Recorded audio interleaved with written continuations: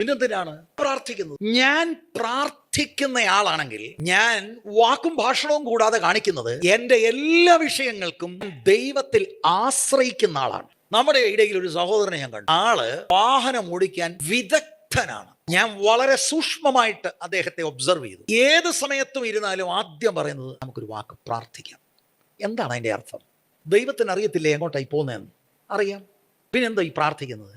എൻ്റെ എക്സ്പെർട്ടൈസ് കൊണ്ട് എനിക്ക് ഈ റോഡുകളിലെ ട്രാഫിക് നെഗോഷിയേറ്റ് ചെയ്യാൻ കഴിയില്ലെന്ന് ഈ എക്സ്പെർട്ടായിട്ടുള്ള മനുഷ്യൻ തുറന്നു പറഞ്ഞ് ദൈവത്തിൽ ആശ്രയിക്കുക. ദൈവമേ, അങ്ങ് എന്റെ കൂടെ യാത്ര ചെയ്യുന്നവർ ക്ഷേമമായി അങ്ങ് ലക്ഷ്യസ്ഥാനത്ത് കൊണ്ട് എത്തിക്കണമേ. അതിനാണ് പ്രാർത്ഥിക്കുന്നത്. കുടുംബജീവിതമാകട്ടെ, സഭയുടെ കാര്യമാകട്ടെ, എന്നോ ഫണ്ടുണ്ടെങ്കിലും പ്രാർത്ഥിക്കുന്ന സഭയ്ക്ക് വേണ്ടിയാണ് ദൈവം പ്രവർത്തിക്കുന്നത്. ഫണ്ടിലല്ല നമ്മുടെ ആശ്രയം, മിടുക്കന്മാരിലുമല്ലേ ആശ്രയം. We have A God in heaven.